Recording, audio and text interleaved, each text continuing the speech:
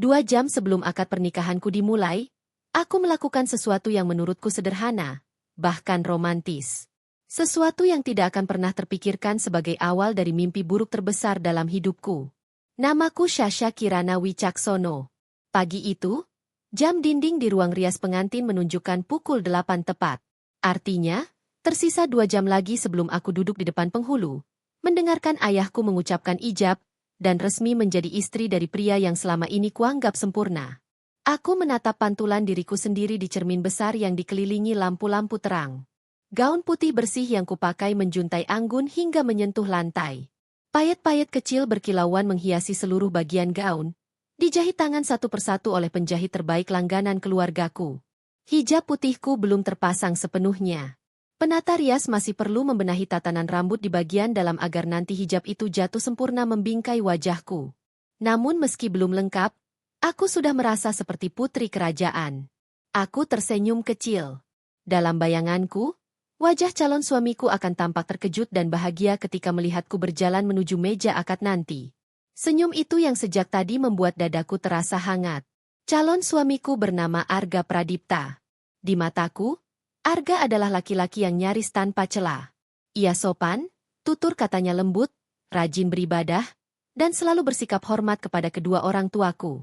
Ayahku, Pak Bima Wicaksono, berkali-kali mengatakan bahwa Arga adalah menantu idaman. Ibuku, Bu Lestari, bahkan sering memujinya di depan kerabat. Aku benar-benar percaya aku adalah perempuan paling beruntung. Karena itulah, aku ingin melakukan sesuatu yang kecil, tapi bermakna. Aku meminta izin sebentar kepada penata rias dan sahabatku, Maya, dengan alasan ingin ke toilet. Mereka mengangguk tanpa curiga. Maya bahkan sempat menggoda bahwa aku terlihat gugup seperti anak sekolah. Padahal, tujuanku bukan toilet. Di tanganku, aku menggenggam sebuah kotak beludru berwarna biru tua. Di dalamnya tersimpan sebuah jam tangan mewah. Jam yang sudah lama diincar Arga, tapi selalu ia urungkan untuk dibeli sendiri dengan alasan, nanti saja setelah menikah. Aku ingin memberinya kejutan kecil sebelum ia mengucapkan janji suci. Aku ingin meletakkan jam itu di meja rias kamar pengantin pria, agar ia menemukannya sendiri. Aku membayangkan ekspresi wajahnya, terkejut, tersenyum, lalu mungkin langsung mencariku. Hotel tempat pernikahan kami berlangsung adalah hotel mewah milik keluargaku sendiri. Sebuah bangunan besar dan elegan yang pagi itu masih terasa lengang di lantai atas. Sebagian besar keluarga dan panitia sedang sibuk di ballroom lantai bawah, mempersiapkan acara. Lorong hotel terasa sunyi. Karpet tebal meredam suara langkah kakiku. Aku berjalan sangat pelan, bukan karena takut ketahuan, melainkan karena rasa bahagia yang mengalir deras di dadaku.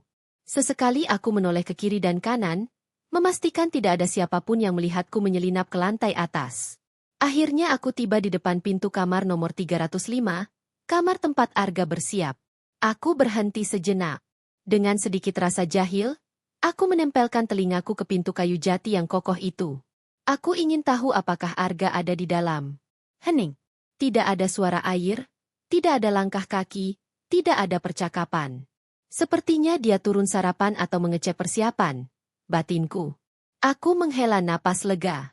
Dengan hati-hati, aku mengeluarkan kartu akses cadangan yang kemarin sengaja ku minta dari resepsionis. Aku menempelkannya ke sensor pintu. Klik. Bunyi pelan itu terdengar begitu jelas di telingaku. Pintu terbuka. Begitu aku melangkah masuk, aroma parfum maskulin khas Arga langsung menyergap indera penciumanku. Aroma yang selama ini selalu membuatku merasa aman dan nyaman. Kamar itu terasa dingin dan sangat rapi. Jas pengantin Arga tergantung sempurna di dekat lemari kaca. Sepatu pantofelnya tersusun sejajar di dekat ranjang. Aku berjalan menuju meja rias. Dengan hati-hati, aku meletakkan kotak beludru itu tepat di tengah meja. Aku menatapnya beberapa detik, lalu tersenyum sendiri. Aku membayangkan Arga membuka kotak itu nanti. Aku bahkan hampir tertawa kecil karena terlalu membayangkan kebahagiaannya. Namun tepat saat aku hendak berbalik keluar, terdengar suara langkah kaki dari arah lorong luar. Langkah kaki yang berat. Terburu-buru. Aku langsung menegang. Langkah itu sangat berbeda dengan langkah Arga yang biasanya tenang dan teratur. Detik berikutnya, jantungku berdegup kencang. Jika Arga melihatku sekarang, semua rencanaku akan gagal. Kejutan itu akan hilang. Aku menoleh cepat ke kiri dan ke kanan, mencari tempat bersembunyi. Lemari pakaian? Tidak mungkin. Arga pasti akan membukanya untuk mengambil jas. Kamar mandi? Terlalu berisiko. Jika pintu terbuka atau terdengar suara, aku akan langsung ketahuan. Suara langkah kaki semakin dekat. Lalu terdengar suara kartu akses ditempelkan ke pintu. Panik. Tanpa berpikir panjang, aku menjatuhkan diriku ke lantai dan langsung berguling masuk ke kolong tempat tidur. Ranjang itu cukup tinggi. Sprei putihnya menjuntai hingga ke lantai, menutupi tubuhku dengan sempurna. Aku menahan napas. Jantungku berdegup sangat kencang sampai aku takut suaranya terdengar keluar. Pintu kamar terbuka dengan cara yang tidak sopan. Dari celah kecil di antara sprei, aku melihat sepasang sepatu masuk ke dalam kamar. Dan saat itu juga, alis mataku berkerut. Itu bukan sepatu pantofel hitam mengkilap milik Arga. Sepatu itu adalah sepatu bot kulit. Kotak. Lusuh. Solnya dipenuhi lumpur kering. Seolah baru saja dipakai berjalan di tempat yang becek. Aku menelan ludah. Siapa orang asing ini?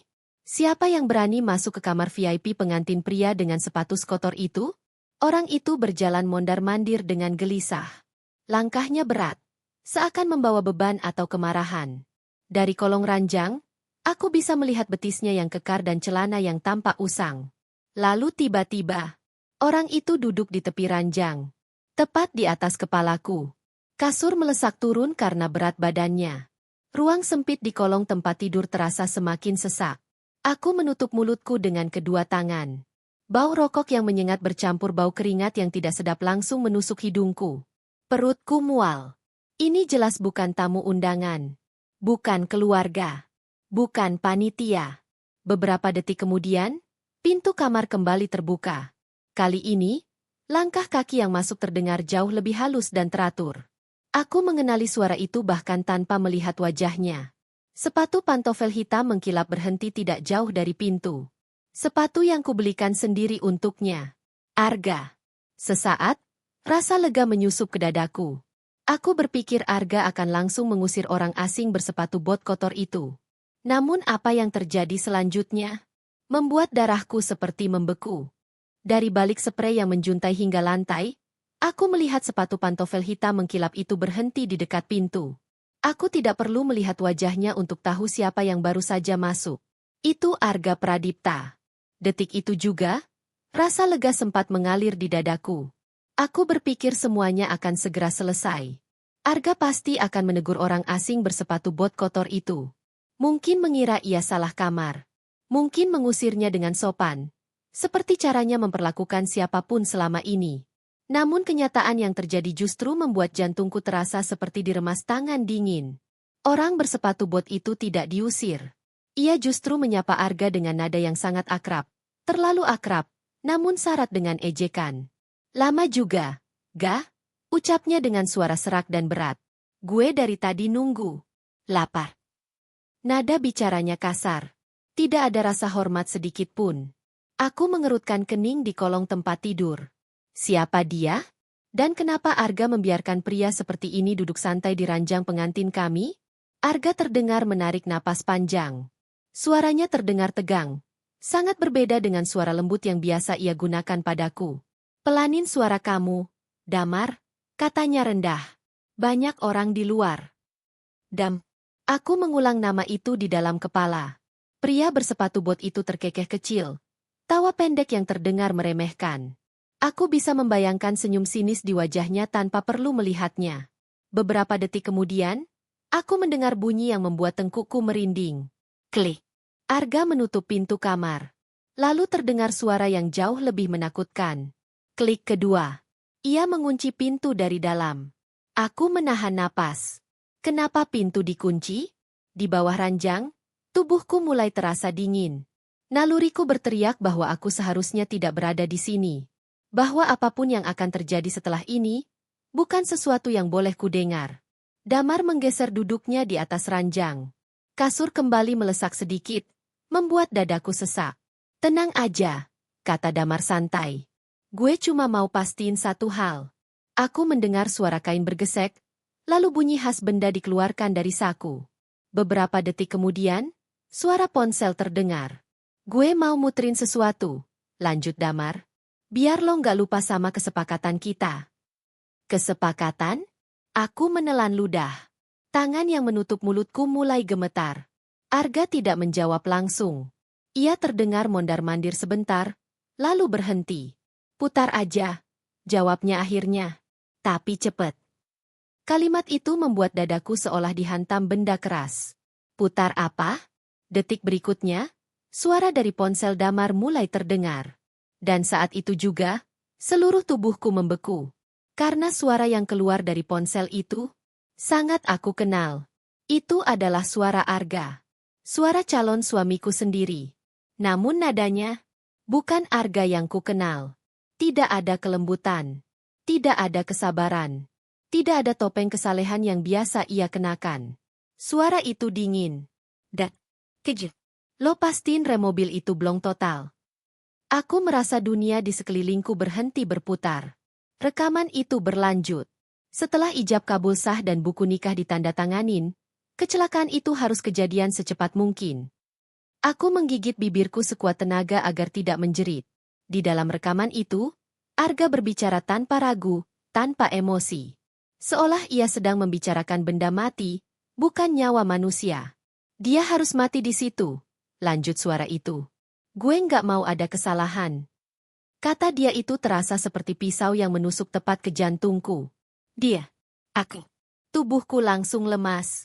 Rasanya seperti semua tulang di dalam badanku tiba-tiba kehilangan kekuatan. Air mata panas menggenang di mataku, tapi aku tidak berani menangis. Rekaman itu belum selesai. Gue butuh warisan dari Pak Bima cair cepet, kata suara Arga di rekaman itu lagi. Hutang kasino gue udah gila. Miliaran. Aku hampir tidak bisa bernapas. Kasino? Hutang? Aku tidak pernah tahu. Selama ini Arga selalu terlihat sederhana. Bahkan ia sering menasihatiku soal hidup hemat dan menjauhi gaya hidup berlebihan. Namun di rekaman itu, suaranya terdengar penuh keserakahan. Perempuan itu gampang, lanjutnya. Cuma dikasih kata-kata manis sama tampilan alim, langsung percaya. Air mata akhirnya mengalir dari sudut mataku, membasahi karpet berdebu di kolong tempat tidur. Perempuan itu. Aku disebut bodoh. Aku ingin menjerit. Ingin keluar dari persembunyian dan memaki Arga dengan seluruh sisa nafasku. Tapi tenggorokanku terkunci. Aku sadar, aku sedang berada dalam bahaya besar. Rekaman itu berhenti. Damar tertawa pelan, puas. Gue simpen rekamannya rapi, katanya. Jadi lo nggak usah macem-macem. Suasana kamar menjadi hening. Sunyi yang mencekam. Aku mendengar Arga menghela napas panjang. Yang membuatku semakin hancur. Dia tidak menyangkal satu kata pun. Lo udah atur semuanya? Tanya Arga akhirnya. Beneran aman? Kalimat itu seperti palu terakhir yang menghancurkan sisa harapanku. Itu bukan fitnah. Bukan manipulasi. Bukan kesalahpahaman. Arga benar-benar merencanakan kematianku. Di bawah kolong tempat tidur yang sempit dan gelap, aku menutup mata rapat-rapat. Bayangan kebahagiaan yang tadi pagi masih kurasakan kini hancur berkeping-keping. Pria yang 1 jam lagi akan duduk bersanding denganku di meja akad, baru saja menyetujui rencana pembunuhanku sendiri. Aku masih terbaring kaku di bawah kolong tempat tidur. Seluruh tubuhku terasa dingin, seolah darah berhenti mengalir. Napasku pendek-pendek, tertahan di tenggorokan karena takut sedikit saja suara keluar, mereka akan menyadari keberadaanku. Di atas sana, percakapan antara Arga dan Damar berlanjut. Aku mendengar langkah Arga mendekat ke arah ranjang. Lalu terdengar bunyi benda berat dilempar ke atas kasur. Buk! Suara itu terdengar tebal. Dari nada bicaranya, aku bisa menebak itu bukan sekadar benda kecil. Itu uang muka, kata Arga dengan nada angkuh. 50 juta. Seperti kesepakatan awal. Aku membeku. 50 juta. Itu harga nyawaku. Damar tidak langsung menjawab. Aku mendengar suara kertas dibuka dengan kasar, lalu bunyi khas lembaran uang dihitung cepat. 1, 2, 3. Aku bisa membayangkan jari-jari kotor itu menghitung lembaran uang dengan santai, Seolah yang sedang ditimbang bukan nyawa manusia. Tiba-tiba, Damar tertawa. Tawa yang membuat bulu kuduku berdiri. Segini doang? Katanya mengejek. Lo bercanda, ga? Nada suaranya berubah. Tidak lagi santai, tapi mengancam. Arga terdengar menegang. Maksud lo apa? Damar berdiri. Aku tahu karena kasur di atas kepalaku sedikit terangkat kembali. Langkah kakinya mondar-mandir. Risikonya beda sekarang, ujar Damar. Baru gue tahu bapak calon istri lo nyewa pengamanan tambahan. Dadaku terasa seperti diremas. Pengamanan tambahan. Ayahku mencoba melindungiku, tanpa tahu betapa dekatnya aku dengan maut. Membunuh anak tunggal konglomerat kayak Pak Bima itu bikin polisi kerja ekstra, lanjut Damar. Gue bisa mati duluan kalau ketangkep. Aku mendengar Arga menggebrak meja rias dengan keras. Bra! Aku tersentak di bawah ranjang. Jantungku hampir meloncat keluar. Gue nggak punya uang lagi, bentak Arga. Semua duit gue habis di meja judi. Penagih hutang udah ngancem bakal mecahin kaki gue. Aku hampir tidak mengenali suara itu. Ini bukan Arga yang selama ini aku kenal. Ini pria putus asa, kasar, dan penuh kebencian. Tenang, jawab Damar santai. Solusinya gampang. Aku menahan napas. Dobel bayaran, lanjutnya. Atau gue batalin kerjaan, dan rekaman suara tadi gue serahin ke polisi. Aku merasakan seluruh tubuhku gemetar hebat. Rekaman. Polisi. Jika Damar bicara sekarang, aku bisa selamat. Tapi Arga terdengar terdiam beberapa detik. Mungkin sedang menimbang. Lalu dengan suara frustrasi, hampir memohon, ia berkata, gue bayar sisanya setelah dia mati. Setelah asuransi dan warisan cair. Aku memejamkan mata. Kata setelah dia mati terdengar terlalu kejam untuk diterima otakku. Arga melanjutkan dengan suara penuh janji kosong. Gue kasih bonus besar. Lebih dari yang lo minta. Tapi kerjaan ini harus jalan. Damar tampak mempertimbangkan. Aku mendengar ia menghela napas panjang. Gue setuju, katanya akhirnya. Tapi gue punya satu syarat tambahan. Dadaku kembali menegang. Apa? Tanya Arga. Nada suara Damar berubah dingin. Kecelakaannya harus kelihatan parah. Aku menahan napas. Rem gue rusak total. Lanjutnya. Di jalan tol. Kecepatan tinggi. Aku menggigil.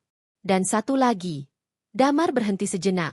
Seolah menikmati efek kata-katanya. Wajah cewek lo itu harus hancur. Biar susah dikenali.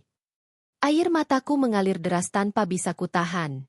Aku menutup mulutku dengan ujung hijab yang belum terpasang rapi, menahan isak yang hampir meledak. Arga terdiam cukup lama.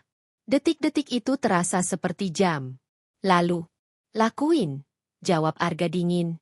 Gue nggak peduli kondisinya nanti. Yang penting dia mati. Kalimat itu menancap di hatiku lebih dalam dari pisau manapun. Pria yang sebentar lagi akan menjabat tangan ayahku. Baru saja menyetujui kehancuran tubuhku sendiri. Aku mual hebat. Rasanya dunia berputar. Namun aku memaksa diriku tetap sadar. Percakapan mereka mulai berakhir. Arga menyuruh Damar keluar lewat pintu belakang agar tidak tertangkap CCTV koridor utama. Ia sendiri bersiap turun ke lobi menemui tamu. Aku pikir semuanya sudah selesai. Tapi kemudian, ting! Terdengar bunyi logam kecil jatuh ke lantai kayu dan menggelinding. Aku membuka mata. Sebuah benda kecil berkilau masuk ke kolong tempat tidur, dan berhenti tepat di depan wajahku. Itu adalah kancing manset emas berinisial A, milik Arga. Jaraknya hanya beberapa sentimeter dari hidungku. Aku menahan napas sampai dadaku terasa sakit. Aku melihat bayangan tangan Arga turun ke bawah. Kepalanya merunduk. Semakin dekat.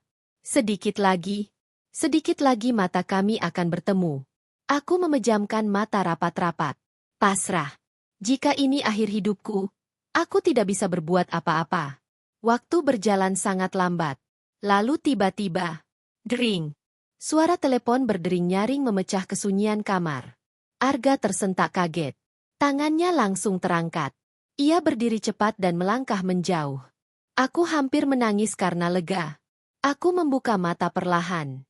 Arga mengangkat telepon dengan suara yang langsung berubah lembut. Iya, Bu, katanya sopan. Aku mengenali suara itu. Ibuku. Arga berbohong dengan lancar, mengatakan ia sedang berdoa khusyuk demi kelancaran akad. Setelah menutup telepon, Arga terdengar buru-buru. Kita keluar sekarang, katanya pada Damar. Ibu Sasha bakal nyuruh orang jemput gue ke kamar.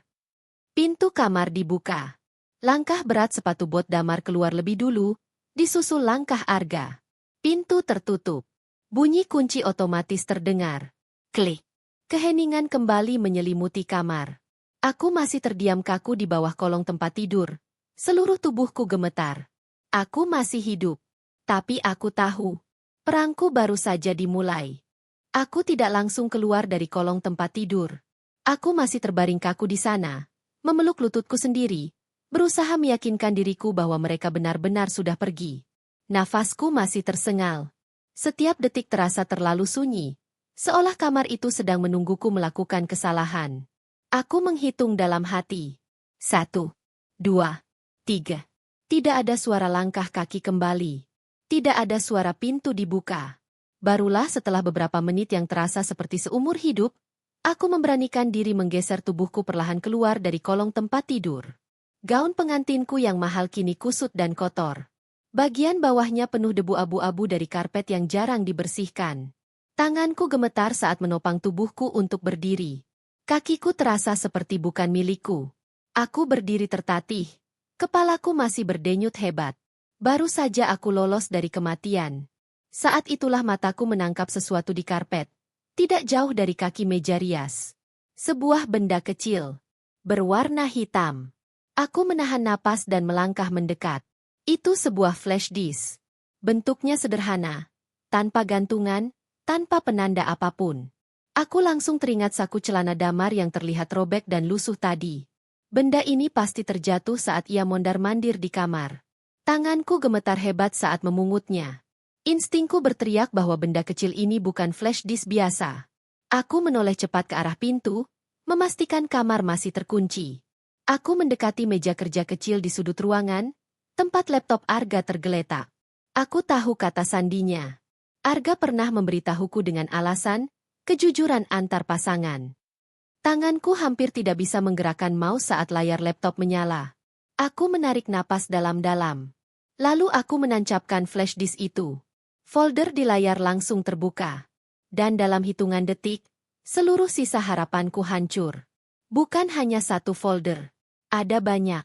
Masing-masing diberi nama perempuan. Tanganku gemetar saat mengklik salah satunya. Istri siri 1 kecelakaan gas. Dadaku terasa sesak.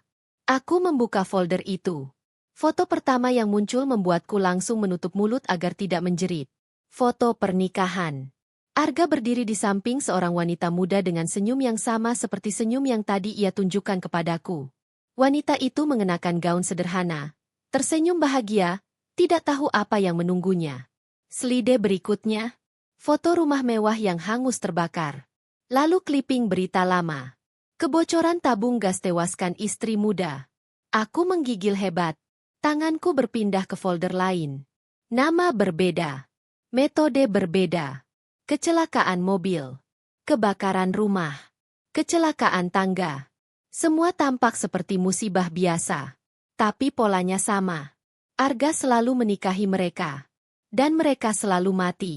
Aku terduduk lemas di kursi. Dunia di sekelilingku terasa seperti menjauh. Arga bukan hanya berniat membunuhku. Dia adalah pembunuh berantai. Dan aku hanyalah target berikutnya. Air mataku jatuh ke keyboard laptop. Perutku mual hebat sampai aku harus membungkuk. Menahan muntah. Folder-folder itu tersusun rapi. Terlalu rapi. Seolah ini bukan kumpulan kejahatan, melainkan koleksi prestasi. Aku melihat jam di pojok layar laptop. Waktu terus berjalan. Aku tidak punya banyak waktu. Jika Arga kembali karena lupa sesuatu, jika Damar menyadari flash disk ini hilang, aku akan mati di kamar ini. Dengan sisa tenaga, aku mencabut flash disk itu dan menggenggamnya erat-erat. Aku mematikan laptop dan mengembalikannya ke posisi semula. Aku bahkan merapikan sprei ranjang yang sempat tersingkap saat aku keluar dari kolong tadi. Aku menghapus jejak kehadiranku sebaik mungkin. Kakiku gemetar saat aku berjalan menuju pintu. Sebelum keluar, aku mengintip lewat lubang pintu. Lorong terlihat sepi. Aku membuka pintu perlahan dan melangkah keluar. Udara dingin lorong hotel menyentuh wajahku yang basah oleh keringat dingin dan air mata. Aku berjalan cepat, hampir berlari, menuju lift karyawan di ujung lorong. Aku tidak boleh terlihat oleh tamu undangan. Aku tidak boleh terlihat panik. Di dalam lift yang sempit, aku bersandar pada dinding besi yang dingin. Aku memejamkan mata, mencoba menenangkan detak jantungku yang menggila. Bayangan wajah Arga yang selama ini kuanggap penuh cinta kini berubah menjadi wajah monster. Tiba-tiba, ponselku bergetar. Aku tersentak kaget hampir menjatuhkan flash disk yang kugenggam. Nama Arga muncul di layar. Pesan masuk. Tanganku gemetar saat membacanya. Aku udah di meja akad. Gak sabar nunggu kamu. Kamu anugerah terindah dalam hidupku. Aku menutup layar ponsel. Dadaku terasa sesak oleh rasa jijik. Kata-kata manis itu kini terdengar seperti racun yang dibungkus madu. Aku memasukkan kembali ponsel dan flash disk ke saku tersembunyi di balik gaun pengantinku. Lift berhenti. Pintu terbuka di lantai ruang rias pengantin wanita. Aku menarik napas panjang. Aku harus terlihat normal. Aku harus berpura-pura bahwa aku tidak baru saja lolos dari rencana pembunuhan. Aku melangkah keluar lift. Begitu aku melangkah masuk ke ruang rias pengantin wanita, aroma hairspray dan bunga melati langsung menyambutku. Ruangan itu terang, ramai, dan penuh aktivitas. Kontras yang menyakitkan dengan kekacauan yang baru saja kulalui. Beberapa staf hotel berlalu lalang membawa kotak perhiasan dan perlengkapan terakhir. Mereka tersenyum ramah padaku, mengucapkan selamat tanpa tahu bahwa nyawaku hampir saja direnggut kurang dari setengah jam lalu. Aku membalas senyum mereka dengan bibir kaku. Di sudut ruangan, Maya, sahabatku sejak kuliah, sedang sibuk mengatur kotak perhiasan mahar. Ia menoleh begitu mendengar pintu terbuka. "Sah!" serunya lega. "Dari mana aja? Aku kira kamu pingsan di toilet." Namun ekspresi wajahnya berubah hanya dalam hitungan detik. Ia menghampiriku cepat dan memegang kedua bahuku. "Syah, kamu kenapa?" Suaranya menurun panik. "Kamu pucat banget. Dan, itu gaun kamu kenapa kotor?" Penata rias juga ikut mendekat, wajahnya khawatir. Aku tahu aku tidak bisa langsung bicara di depan mereka. Dengan sisa kendali yang kumiliki, aku mengangkat tanganku. "Tolong, semua keluar dulu," kataku lirih tapi tegas. "Aku cuma mau berdua sebentar sama Maya." Mereka saling berpandangan bingung, tapi akhirnya menuruti permintaanku. Satu persatu staf keluar dan menutup pintu rapat. Begitu kami benar-benar sendirian, pertahananku runtuh. Kakiku lemas dan aku merosot duduk di sofa panjang. Tanganku gemetar hebat. Maya langsung duduk di sampingku dan menggenggam tanganku yang sedingin es. "Syah, apa yang terjadi?" bisiknya. Aku menelan ludah. Suaraku bergetar saat akhirnya berkata, "Aku hampir mati, Mei." Maya membeku. Aku menceritakan semuanya. Dari rencana kejutan kecil, persembunyianku di bawah kolong tempat tidur, kedatangan pria bernama Damar, rekaman suara Arga yang merencanakan pembunuhanku, hingga flash disk yang membuktikan bahwa Arga adalah pembunuh berantai. Setiap kalimat membuat wajah Maya semakin pucat. Ia berkali-kali menutup mulutnya, menahan isak. Saat aku mengeluarkan flash disk hitam itu dari saku gaun dan memintanya membuka file di laptopnya, Maya mulai menangis. Foto-foto korban Arga terpampang jelas di layar. "Ya Allah," Maya terisak. "Syah, kamu harus lapor polisi sekarang." Ia langsung berdiri seolah hendak keluar. "Kita batalin pernikahan ini. Kita bilang ke Pak Bima sekarang juga." Aku menarik pergelangan tangannya kuat-kuat. "Tidak," kataku tegas. Maya menatapku dengan mata merah. "Syah, dia mau bunuh kamu." "Aku tahu," jawabku lirih. "Makanya kita nggak boleh ceroboh." Aku memaksa diriku berpikir jernih. Kalau kita lapor sekarang, Arga bakal menyangkal. Rekaman ada di ponsel Damar, bukan di tangan kita. Flash disk ini bisa dia bilang fitnah. Aku menghela napas gemetar. Dan Damar masih berkeliaran di gedung ini. Kalau Arga curiga, dia bisa nekat nyakitin orang tuaku. Maya terdiam. Aku menatapnya lurus. Kita harus jebak Arga, kataku pelan. Di depan semua orang. Saat dia nggak bisa lari. Saat dia nggak bisa bohong. Maya menggeleng ketakutan. Syah, ini gila. Lebih gila kalau aku mati, jawabku. Belum sempat kami menyusun rencana lebih detail. Toh. Pintu ruang rias diketuk. Jantungku langsung serasa copot. Pintu terbuka. Arga berdiri di ambang pintu. Ia mengenakan setelan jas putih yang pas di tubuhnya. Peci hitamnya terpasang rapi. Senyum hangat menghiasi wajahnya. Senyum yang kini terasa menjijikkan bagiku. Maya refleks menyembunyikan flash disk di balik punggungnya. Aku memaksakan wajahku tenang. Arga melangkah masuk dengan percaya diri. Ia berjongkok di depanku dan menatapku penuh pemujaan. Kamu cantik sekali, katanya lembut, seperti bidadari. Tangannya terulur menyentuh pipiku. Kulitku meremang. Aku ingin menepisnya. Tapi aku tahu, aku harus bertahan. Aku tersenyum tipis. Senyum palsu yang terasa seperti mengoyak wajahku sendiri. Arga mengecup keningku perlahan, tepat di atas batas hijab. Parfum mahalnya menyengat. Aroma yang sama dengan aroma saat ia merencanakan kematianku. Tenang ya, katanya. Aku cuma mau lihat kamu sebentar. Penghulu udah datang. Ia berdiri, tersenyum ke arah Maya, dan meminta doa. Maya hanya mengangguk kaku. Begitu pintu tertutup dan langkah kaki Arga menjauh, aku langsung mengusap keningku kasar dengan tisu. Aku menatap Maya. Tatapanku sudah berubah. Permainan baru aja mulai, kataku dingin. Aku menjelaskan rencanaku cepat dan singkat. Maya harus mencari Pak Surya, kepala keamanan keluarga kami. Lalu ia harus menyusup ke ruang operator multimedia di belakang ballroom. Di sana nanti ada video perjalanan cinta, kataku. Ganti itu dengan file di flash disk. Maya ragu. Tapi ia menatap mataku, dan akhirnya mengangguk. Aku lakuin, katanya lirih. Ia menyeka air matanya dan pergi. Aku kembali duduk di kursi rias. Aku memanggil penata rias masuk kembali. Dengan wajah tenang, aku meminta mereka memperbaiki riasanku yang luntur. Mereka memujiku karena terlihat begitu tenang menjelang akad. Jika saja mereka tahu, di dalam dadaku, badai sedang mengamuk.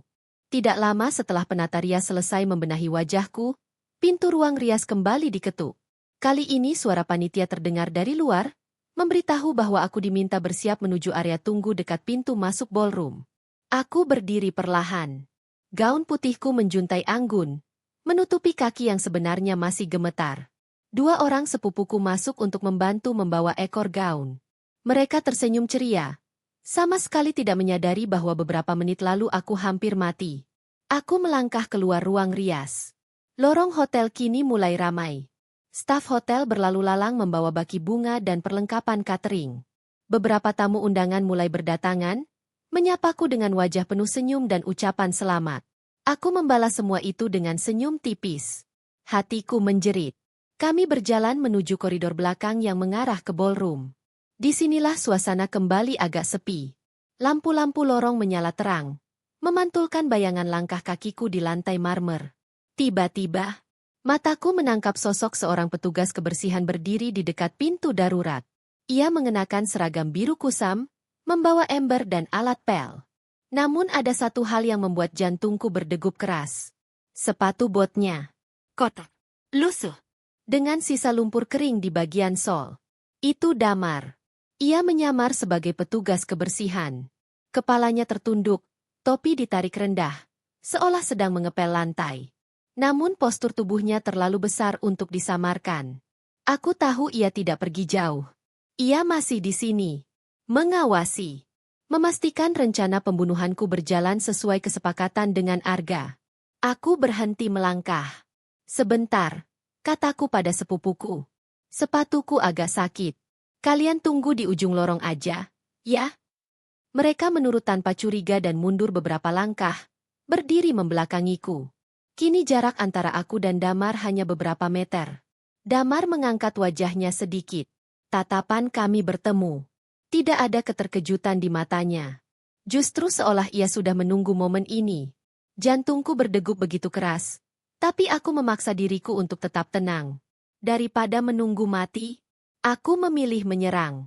Aku melangkah mendekati Damar. Bunyi hak sepatu pengantinku beradu dengan lantai marmer, menggema pelan di lorong sepi. Damar tampak bingung sejenak. Ia menggenggam gagang pelnya erat. Matanya melirik ke kanan dan kiri memastikan tidak ada orang yang memperhatikan kami. Saat aku berdiri tepat di hadapannya, ia menyeringai tipis. "Ada apa, Nona?" bisiknya sinis. Senyum itu membuatku muak. Tanpa memberi kesempatan ia bereaksi, aku mencengkeram lengan seragamnya dan menariknya kasar masuk ke sebuah ruangan kecil. Pantry petugas, yang pintunya sedikit terbuka di samping lorong. Damar tersentak. Di dalam pantry yang sempit dan berbau cairan pembersih, Damar menyentakkan lengannya, siap membekap mulutku. Namun aku mengangkat telapak tanganku tinggi-tinggi. "Berhenti," kataku dingin. Nada suaraku membuatnya terdiam. Aku menatap matanya lurus-lurus. "Aku tahu harga bayar kamu 50 juta di muka," ucapku pelan namun tegas. "Dan janji 50 juta lagi setelah aku mati." Wajah Damar berubah. Matanya melebar. Ia jelas tidak menyangka aku tahu detail itu. Aku tidak memberinya waktu untuk berpikir. Aku merogoh ponsel dari saku tersembunyi di balik gaunku. Tanganku masih gemetar, tapi aku menahannya agar tidak terlihat lemah. Aku membuka aplikasi mobile banking dan memutar layar ke arahnya. Saldo rekeningku terpampang jelas. Angka dengan deretan nol yang panjang. Damar terdiam. Mulutnya sedikit terbuka. "Aku bayar kamu 500 juta, kataku datar. "Tunai." Ia menelan ludah. Aku melanjutkan, "Syaratnya satu. Kamu batalin kerjaanmu dengan Arga. Dan mulai sekarang, kamu di pihakku." Ruangan terasa sunyi. Hanya suara napas kami yang terdengar. Damar menyipitkan mata. "Apa jaminannya?" tanyanya serak. "Setelah gue nerima duit, lo nggak jebak gue?" Aku tersenyum tipis. Senyum yang bahkan membuatku sendiri merinding. "Aku butuh kamu hidup dan bebas," jawabku. "Karena aku butuh kamu jadi saksi dan pengaman." Aku menekan beberapa tombol di ponselku. "Aku transfer dulu 50 juta sekarang," kataku. "Sisanya menyusul setelah kamu lakuin tugasmu." Aku memaksanya menyebutkan nomor rekening. Dalam hitungan detik, notifikasi transfer berhasil muncul di layar. Damar menatap ponselnya sendiri. Matanya berubah. Tatapan seorang pembunuh bayaran berubah menjadi tatapan orang yang baru saja menemukan jalan hidup yang lebih menguntungkan. Ia mengangguk pelan. "Apa yang lo mau gue lakuin?" tanyanya. Aku mendekat dan membisikkan instruksi di telinganya.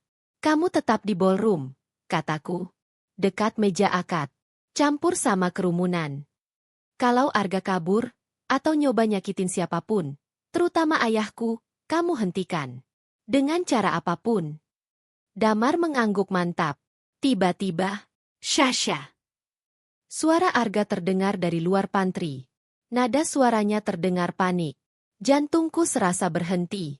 Aku dan Damar saling berpandangan. Jika Arga membuka pintu ini sekarang dan melihat kami bersama, semuanya tamat. Damar cepat memberi isyarat agar aku bersembunyi. Ia mendorongku ke balik rak penyimpanan tisu dan ember. Ia lalu mengambil ember pel dan berpura-pura sibuk. Pintu pantry terbuka sedikit. Kepala Arga menyembul. "Nona Shasha ada di sini?" tanyanya kesal. Aku menahan napas di balik rak. Gaunku nyaris terlihat. Arga menatap Damar sekilas, tidak mengenalinya di balik seragam kebersihan. "Kalau lihat calon istri saya, bilang saya cari," katanya. Damar hanya mengangguk. Pintu menutup kembali. Langkah Arga menjauh. Aku hampir jatuh terduduk karena lega. Aku keluar dari persembunyian, menatap Damar. Kami saling mengangguk singkat. Kesepakatan telah terjadi. Aku keluar dari pantry dan menyusul sepupuku, meninggalkan Damar yang kini telah berubah. Dari algojoku menjadi senjata rahasiaku. Ballroom hotel itu tampak begitu megah pagi itu. Warna emas dan putih mendominasi seluruh ruangan. Ribuan bunga melati dan mawar putih menghiasi setiap sudut, menyebarkan aroma harum yang biasanya menenangkan. Lampu kristal besar di langit-langit memantulkan cahaya hangat ke ratusan kursi tamu yang telah terisi penuh. Lantunan ayat suci Al-Quran mengalun lembut dari pengeras suara, menciptakan suasana sakral yang membuat banyak tamu menundukkan kepala dengan hikmat. Namun bagiku, setiap langkah terasa seperti berjalan menuju tiang gantungan. Aku berjalan perlahan di atas karpet merah beludru, diapit oleh dua sepupuku. Di balik cadar tipis yang menutupi wajahku, napasku memburu. Tanganku dingin. Jantungku berdegup keras seolah ingin keluar dari dadaku. Di ujung sana, di meja akad yang tertutup taplak sutra putih, Arga Pradipta sudah duduk menunggu. Ia tampak sempurna. Beskap putih bersih melekat rapi di tubuhnya. Peci hitam terpasang lurus. Kalung bunga melati menjuntai di lehernya. Kepalanya sedikit tertunduk. Bibirnya komat kamit seolah sedang berzikir. Bagi siapapun yang melihatnya, Arga tampak seperti calon suami paling saleh dan layak dipercaya. Hanya aku yang tahu. Di balik wajah tenang itu bersemayam jiwa iblis yang 1 jam lalu menyetujui rencana penghancuran tubuhku sendiri. Mataku menyapu ruangan. Aku melihat Pak Bima, ayahku, duduk berhadapan dengan Arga. Wajahnya berseri-seri. Senyum bangga tak pernah lepas dari bibirnya. Ia tampak yakin telah menyerahkan putrinya kepada pria yang tepat. Di sampingnya, Bu Lestari, ibuku, duduk dengan kebaya brokat anggun. Matanya berkaca-kaca menahan haru. Sesekali ia menyeka air mata dengan sapu tangan sutra. Hatiku teriris. Apa yang akan kulakukan sebentar lagi akan menghancurkan kebahagiaan mereka dalam sekejap. Namun aku tahu, jika aku diam, bukan hanya kebahagiaan yang hilang, nyawaku juga. Aku dipersilakan duduk di samping Arga. Saat aku duduk, aroma parfum mahalnya kembali menyergap hidungku. Aroma yang sama dengan yang tercium saat ia membicarakan kematianku bersama Damar. Aku menahan mual. Arga menoleh sedikit ke arahku dan tersenyum tipis. Senyum kemenangan. Ia pasti mengira semua rencananya berjalan mulus. Ia mengira aku masih wanita naif yang siap disembelih. Di bawah meja, tanganku mengepal kuat hingga kuku menancap ke telapak tangan. Rasa sakit itu membantuku tetap sadar. Penghulu memulai prosesi dengan suara tenang dan berwibawa. Ia memeriksa dokumen pernikahan, memastikan mahar sesuai dengan yang tercantum. Seperangkat alat salat dan perhiasan berlian tertata rapi di dalam kotak kaca. Aku menatap mahar itu hampa. Benda-benda yang dulu kupilih dengan harapan, kini terasa seperti ejekan. Prosesi berlanjut ke khotbah nikah. Penghulu berbicara tentang kejujuran, kesetiaan, dan tanggung jawab seorang suami. Ia mengutip ayat-ayat tentang kewajiban melindungi istri, menjaga kehormatannya, dan menjadi pemimpin yang amanah. Setiap kata terasa seperti ironi yang menghantam kepalaku. Aku melirik Arga. Ia mengangguk-angguk dengan wajah khusyuk, seolah nasihat itu benar-benar masuk ke dalam hatinya. Aku hampir tertawa pahit. Kemampuan akting Arga sungguh luar biasa. Momen puncak pun tiba. Penghulu meminta ayahku dan Arga untuk berjabat tangan. Ruangan mendadak hening. Ratusan tamu menahan napas. Kamera fotografer dan videografer mengarah tajam ke meja akad, siap mengabadikan momen sakral itu.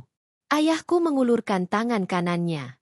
Tangan seorang ayah yang telah bekerja keras seumur hidup demi putri semata wayangnya. Arga menyambutnya dengan mantap. Jabat tangan mereka erat. Simbol perpindahan tanggung jawab. Dadaku terasa sesak melihatnya. Ayahku menarik napas panjang, lalu mulai mengucapkan kalimat ijab dengan suara tegas namun penuh kasih. Saudara Arga Pradipta bin. Aku nyaris tidak mendengar kelanjutannya. Pandanganku mengabur. Kepalaku dipenuhi satu pikiran. Jika kalimat ini selesai, aku resmi menjadi miliknya. Dan rencana pembunuhan itu akan berubah menjadi kecelakaan suami istri yang sah secara hukum. Arga menjawab ijab dengan satu tarikan napas yang lantang dan jelas. Penghulu menoleh ke arah para saksi. Bagaimana para saksi? Mulut mereka mulai bergerak. Detik itu, waktu seolah melambat. Aku melihat segalanya seperti dalam gerakan lambat. Jika kata itu terucap, aku mati. Aku tidak tahu dari mana keberanian itu datang. Tapi tiba-tiba aku berdiri. Tanganku terangkat tinggi. Dan aku menghantam meja akad dengan telapak tanganku sekuat tenaga. Bra, tunggu! Suara teriakanku memecah keheningan ballroom. Semua orang terdiam. Para saksi membeku. Ayahku tersentak kaget. Ibuku membelalakan mata. Arga menoleh cepat ke arahku, wajahnya kaget, lalu berubah menjadi marah. Ballroom yang tadi hikmat berubah menjadi lautan kebingungan. Dan aku tahu, tidak ada jalan kembali. Suara gebrakan tanganku di meja akad masih menggema di seluruh ballroom. Keheningan yang menyusul terasa begitu berat, menekan dada semua orang yang hadir. Ratusan pasang mata tertuju padaku. Bisik-bisik mulai terdengar pelan, seperti dengungan lebah yang terganggu sarangnya. Arga menoleh cepat ke arahku. Wajahnya yang semula tenang berubah drastis. Alisnya berkerut, rahangnya mengeras. Ia jelas tidak menyangka aku akan melakukan hal seperti ini. Di momen paling sakral, di depan keluarga besar, pejabat, dan tamu undangan penting. Apa-apaan kamu, Sasha? Bisiknya tajam sambil mendekat. Duduk. Jangan bikin malu keluarga. Tangannya meraih lenganku. Cengkeramannya kasar. Menyakitkan. Sentuhan yang sangat berbeda dengan sentuhan lembut palsu yang ia tunjukkan beberapa menit lalu. Aku menepis tangannya dengan keras. Gerakan itu terlihat jelas oleh semua orang. Beberapa tamu mulai terkejut. Suasana menjadi semakin ricuh. Penghulu menatapku bingung. Ayahku berdiri setengah dari kursinya. Wajahnya pucat. Syah, ada apa, nak? Suara ayahku bergetar. Ini prosesi akad. Jangan bercanda. Ibuku mulai terisak, memegangi dadanya sendiri. Arga segera berdiri, mencoba mengambil alih situasi. Dengan sigap, ia memasang wajah prihatin. Wajah yang selama ini membuat semua orang percaya padanya. Bapak-bapak, ibu-ibu, mohon maaf, ucap Arga lantang. Calon istri saya sepertinya mengalami serangan panik. Dia kelelahan. Ia menoleh ke arah panitia. Tolong bawa Sasha ke belakang.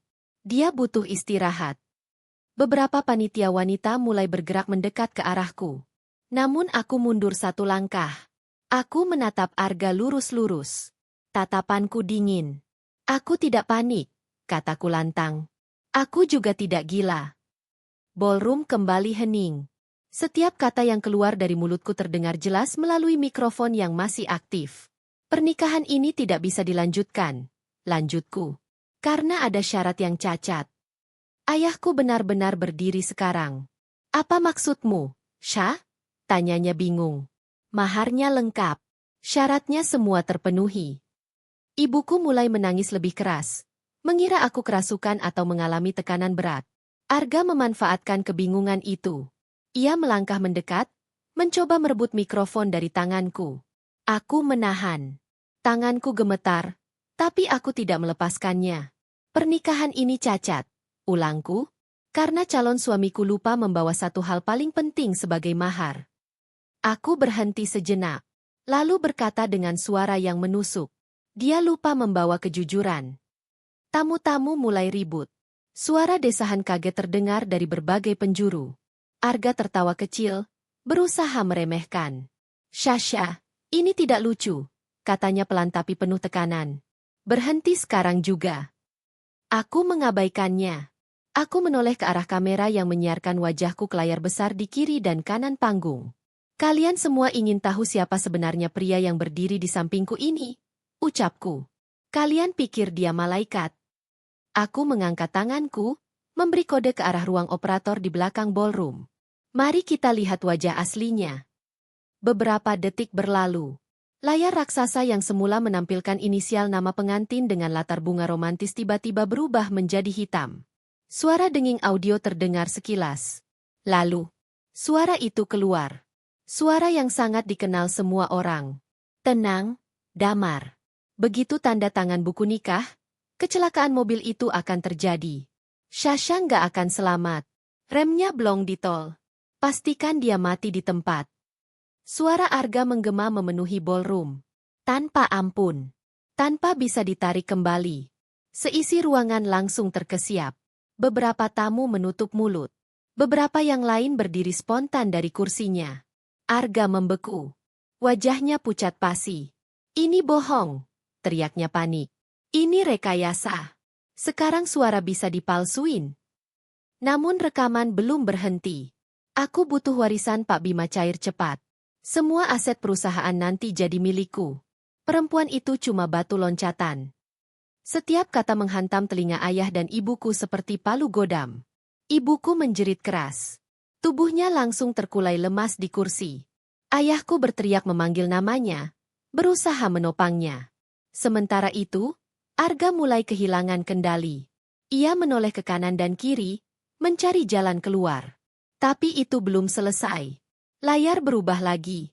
Kini foto-foto mulai berganti satu persatu. Foto pernikahan siri. Foto kecelakaan mobil. Clipping koran. Laporan kebakaran. Nama demi nama perempuan terpampang jelas. Pola yang tidak bisa disangkal. Aku menunjuk layar itu dengan tangan gemetar. Ini juga fitnah. Arga, teriakku. Ini semua juga rekayasa. Kamu membunuh mereka demi uang asuransi, lanjutku. Dan hari ini, kamu berencana membunuh aku juga. Ballroom berubah menjadi lautan kekacauan. Tamu-tamu berdiri. Beberapa menangis. Beberapa berteriak marah. Ayahku, dengan wajah merah padam dan air mata di mata, melangkah mendekat ke Arga. Dan tanpa ragu, "Peela." Tamparan keras mendarat di pipi Arga. Suara tamparan itu terdengar jelas di mikrofon. "Biadab," teriak ayahku. "Saya percayakan anak saya ke kamu, dan kamu mau membunuhnya." Arga terdorong mundur. Topengnya runtuh sepenuhnya. Namun yang terjadi setelah itu adalah sesuatu yang sama sekali tidak pernah kubayangkan. Tamparan keras dari ayahku membuat Arga terdorong beberapa langkah ke belakang. Untuk sesaat, ia tampak seperti anak kecil yang baru saja tertangkap basah. Matanya membelalak, napasnya memburu, dan wajahnya pucat seperti mayat. Ballroom yang tadi riuh oleh bisikan kini berubah menjadi kegaduhan penuh amarah. Beberapa kerabat pria dari pihak keluargaku mulai maju ke arah panggung. Wajah mereka merah, tangan terkepal, siap menghajar Arga tanpa banyak bicara. "Ajarin dia. Kurang ajar. Bunuh saja penjahat itu." Teriakan-teriakan bercampur makian memenuhi ruangan. Arga menoleh ke segala arah. Tatapannya liar, seperti binatang yang terpojok di sudut kandang. Ia tahu, ia tidak punya lagi ruang untuk berkelit. Bukti sudah telanjang. Semua orang sudah melihat wajah aslinya. Dan di detik itulah, insting bertahan hidupnya mengambil alih. Dengan gerakan yang sangat cepat dan nekat, Arga berbalik ke meja samping tempat kue pengantin diletakkan. Tangannya menyambar pisau pemotong kue yang panjang dan tajam. Aku sempat berteriak, "Argo!" Tapi semuanya terjadi terlalu cepat. Arga menarik ayahku dengan kasar dari samping. Tangannya yang satu mencengkeram bahu ayahku, sementara pisau itu ditempelkan tepat di leher beliau. Kilatan mata pisau itu memantul di bawah lampu kristal. "Semua mundur!" teriak Arga dengan suara melengking. "Mundur atau orang tua ini mati!" Ballroom meledak oleh jeritan. Para tamu wanita menutup mulut. Beberapa anak kecil mulai menangis. Kursi-kursi bergeser saat orang-orang refleks mundur ketakutan. Ibuku yang baru setengah sadar dari pingsan kembali menjerit histeris. "Pak Bima!" teriakku. Aku melihat ayahku gemetar hebat. Wajahnya pucat, napasnya tersengal-sengal. Lehernya sedikit tergores ujung pisau, garis merah tipis mulai terlihat. Hatiku seperti diremas sampai hancur. "Lepasin papa!" teriakku putus asa. "Argo, urusanmu sama aku." Arga menoleh ke arahku. Matanya merah. "Gila. Diam!" bentaknya. "Ini semua gara-gara kamu." Ia mengeratkan tekanannya di leher ayahku. "Siapin mobil sekarang," teriaknya ke arah panitia. "Biarin gue keluar dari sini, dan orang tua ini selamat. Kalau ada polisi masuk, atau ada yang coba jadi pahlawan, lehernya gue gorok." Ia menyeret ayahku mundur perlahan, menjauh dari kerumunan. Pisau tetap menempel di leher. Ballroom kini berubah total. Tidak ada lagi pernikahan. Tidak ada lagi musik suci.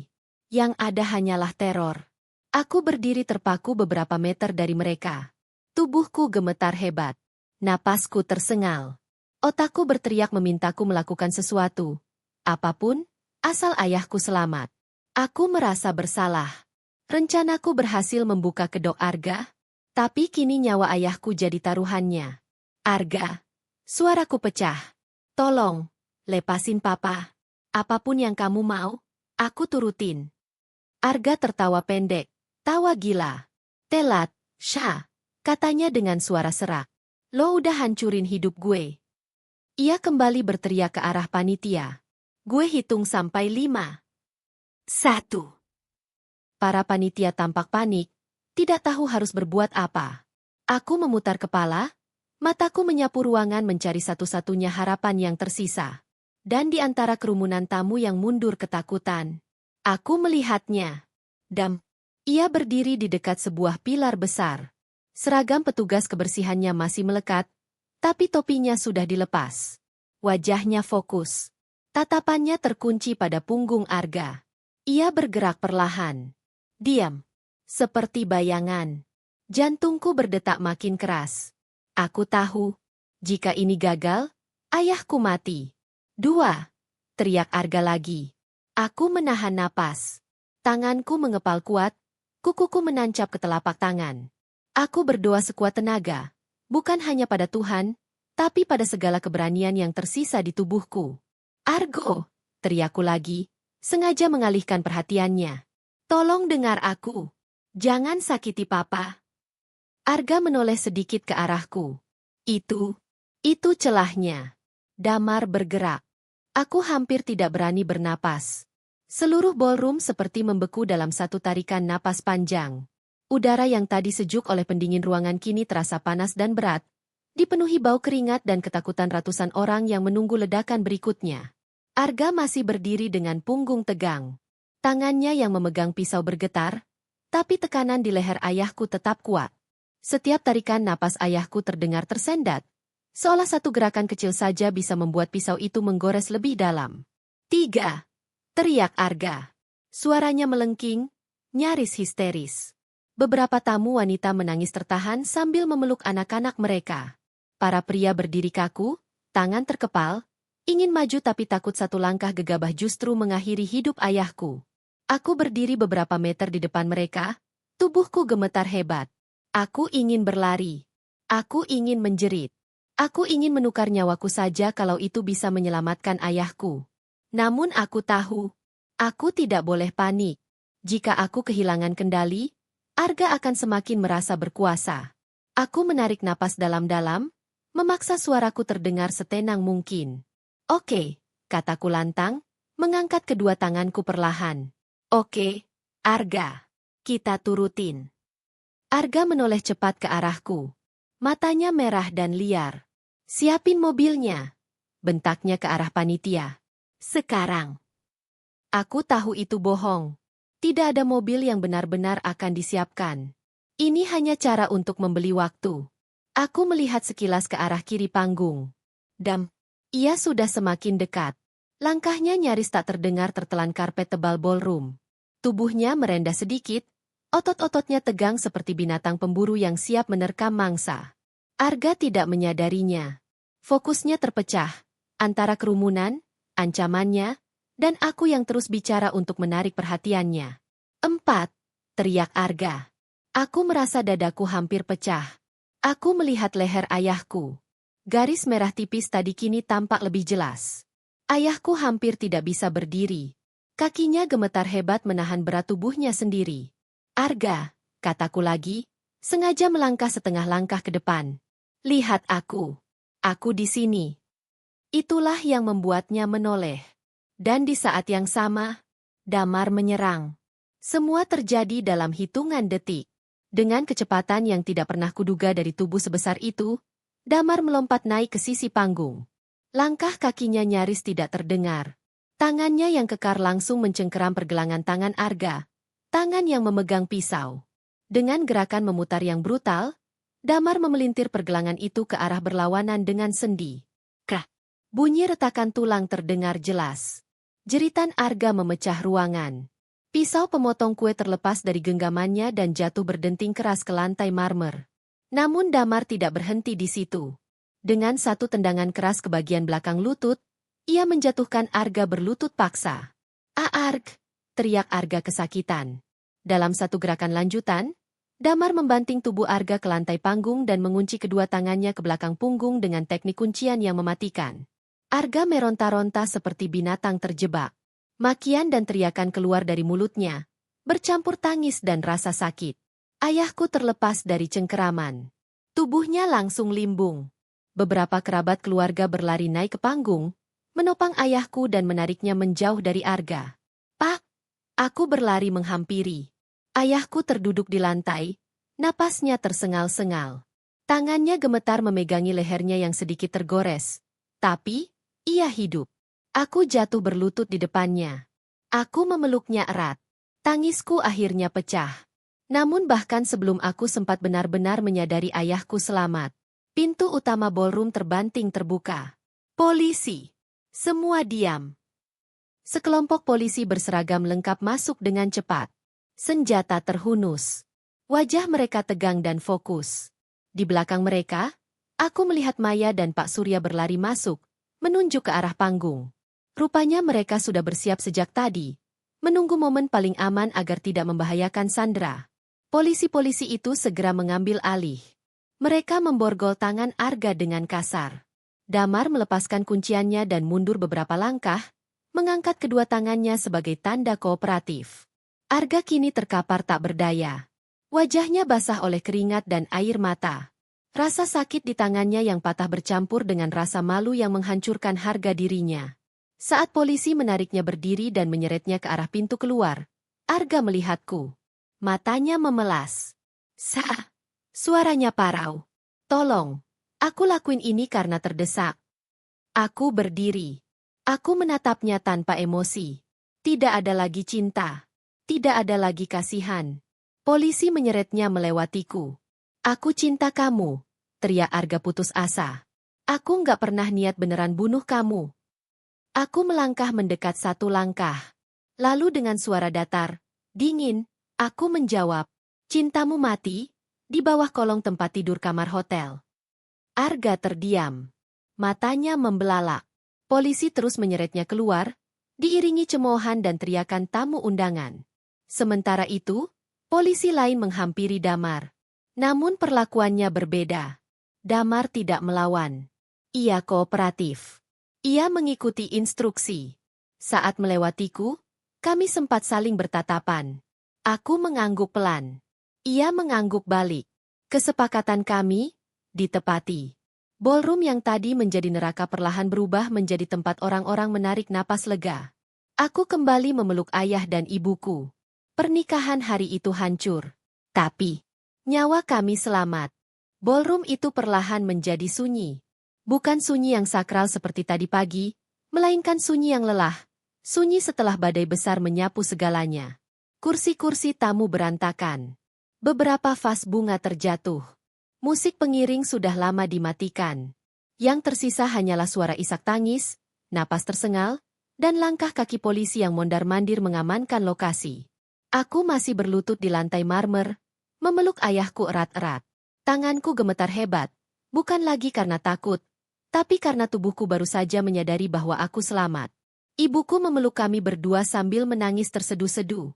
Tangisnya bukan lagi histeris, melainkan tangis kelegaan seorang ibu yang hampir kehilangan segalanya. "Maafin Mama, Syah," isaknya. "Mama hampir nikahin kamu sama iblis." Aku menggeleng kuat. "Bukan salah Mama," kataku lirih. "Bukan salah Papa. Ini semua salah dia." Ayahku mengelus kepalaku dengan tangan gemetar. Suaranya parau, hampir tidak keluar. "Kamu kuat, Nak. Papa bangga sama kamu." Kalimat itu menghantam dadaku lebih keras daripada semua teror hari ini. Di kejauhan, aku melihat Arga diseret keluar ballroom oleh dua orang polisi. Tangannya diborgol. Tubuhnya pincang. Wajahnya tertunduk, tidak lagi menyisakan kesombongan sedikit pun. Beberapa tamu meneriakinya. Beberapa memaki. Beberapa hanya menatap dengan jijik. Pria yang 1 jam lalu dipuja sebagai calon suami idaman, kini hanyalah seorang penjahat telanjang di depan publik. Polisi lain mendekati kami. Mereka meminta keteranganku secara singkat. Aku menyerahkan flash disk dan menjelaskan garis besar kejadian. Maya berdiri di sampingku, tangannya masih menggenggam laptop dengan erat, wajahnya pucat tapi matanya tajam. "Kami punya semua buktinya," kataku. "Dan saksi." Aku melirik ke arah Damar. Ia duduk di lantai, dijaga dua polisi. Tidak meronta. Tidak melawan. Kepalanya tertunduk. Untuk pertama kalinya sejak aku mengenalnya, wajahnya terlihat lelah. Seorang polisi mendekat padaku. Dia bersedia bekerja sama, kata polisi itu pelan. Justice kolaborator. Aku mengangguk. Itu memang bagian dari kesepakatan kami.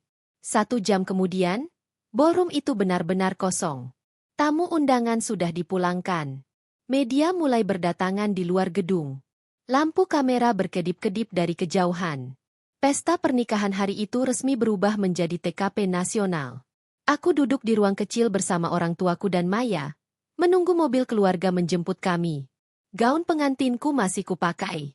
Gaun putih yang tadi pagi kupikir adalah simbol awal hidup baru. Kini terasa seperti kulit lama yang harus segera kulepaskan.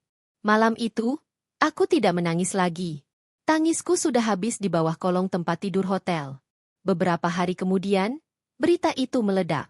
Nama Arga muncul di semua media. Judul-judul mengerikan menghiasi layar televisi dan koran. Calon pengantin pria ditangkap, rencanakan pembunuhan di hari pernikahan. Sindikat pembunuhan berkedok pernikahan terbongkar. Satu persatu fakta terungkap. Bukan 1, bukan 2, 6 perempuan. Semuanya dinikahi secara siri. Semuanya meninggal karena kecelakaan. Semuanya punya polis asuransi atau aset besar. Dan aku hampir menjadi korban ketujuh. Arga ditahan tanpa kemungkinan bebas cepat. Bukti terlalu kuat. Rekaman suara. Flash disk. Kesaksian Damar. Orang tuanya sendiri tidak sanggup membelanya. Mereka memilih menghilang dari publik, menanggung malu yang tak terhapuskan. Tentang Damar, ia tetap dipenjara. Namun hukumannya diringankan. Ia membantu polisi membongkar jaringan Arga sepenuhnya. Nama-nama lain ikut terseret. Kasus itu menjadi salah satu kasus kriminal terbesar tahun itu. Dan aku tidak menikah. Tapi aku hidup. 1 bulan telah berlalu sejak hari itu. Hari yang seharusnya menjadi hari paling bahagia dalam hidupku.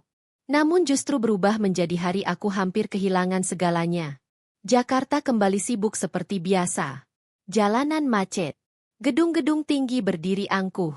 Seolah tragedi yang nyaris merenggut nyawaku hanyalah berita lama yang perlahan dilupakan publik. Tapi tidak bagiku. Pagi itu, aku duduk di lantai teratas gedung utama perusahaan keluarga. Ruangan besar dengan dinding kaca memperlihatkan panorama kota dari ketinggian. Matahari pagi menyinari meja kayu mahoni besar di depanku. Di atas meja itu kini tertera nama baru. Sasha Pramudita, Chief Executive Officer. Ayahku memutuskan pensiun dini.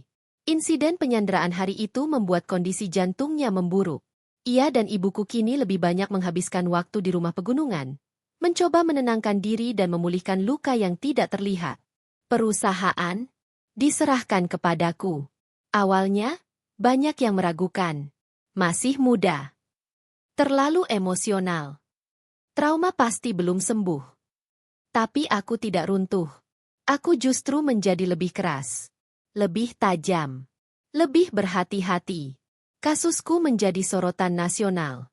Aku menggunakan momentum itu untuk membersihkan perusahaan dari praktik gelap, membuka laporan keuangan, dan menegaskan satu hal. Tidak ada kompromi untuk kebohongan.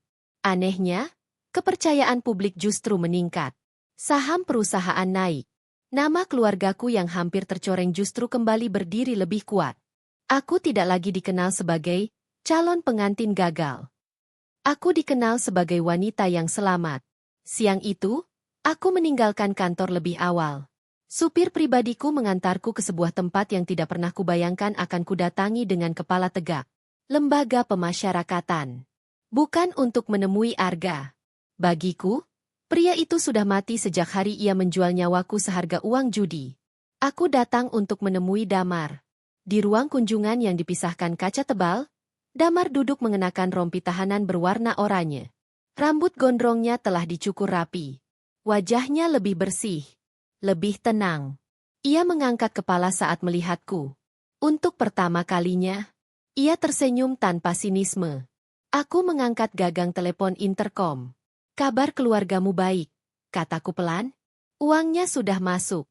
Anak-anakmu sudah terdaftar sekolah. Mata Damar berkaca-kaca. Ia menunduk dalam-dalam. Terima kasih. Suaranya serak. Gue nggak nyangka. Masih dianggap manusia.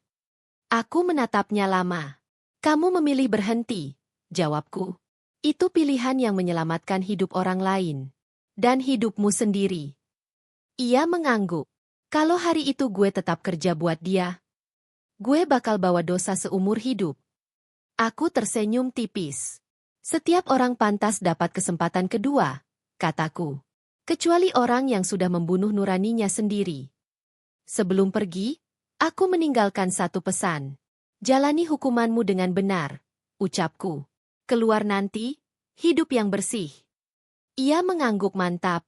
Saat aku berjalan keluar dari penjara itu, sinar matahari sore menyambutku hangat. Untuk pertama kalinya setelah sekian lama, aku menghirup udara tanpa rasa sesak. Sebulan lalu, aku adalah wanita yang bersembunyi di bawah kolong tempat tidur, menahan napas agar tidak mati dibunuh calon suaminya sendiri. Hari ini, aku berjalan dengan kepala tegak. Sebagai wanita yang memegang kendali penuh atas hidupnya. Aku masuk ke mobil. Maya, yang kini menjadi asisten pribadiku, sudah menunggu dengan secangkir kopi favoritku. Kita telat rapat besok, katanya sambil tersenyum. Aku tertawa kecil. Mobil melaju membelah jalanan kota. Di kaca spion, bayangan gedung penjara semakin mengecil, lalu menghilang. Sama seperti bayangan Arga dalam hidupku. Aku menatap pantulan wajahku di jendela mobil. Dan berbisik pelan pada diriku sendiri. Terima kasih, Sasha yang dulu. Karena kamu berani bersembunyi, dan dari tempat tergelap itulah kamu menemukan kebenaran. Dan dengan itu, kisah dusta di balik gaun pengantin pun berakhir. Bukan dengan pernikahan, tapi dengan kebangkitan seorang wanita yang tak lagi bisa dipatahkan.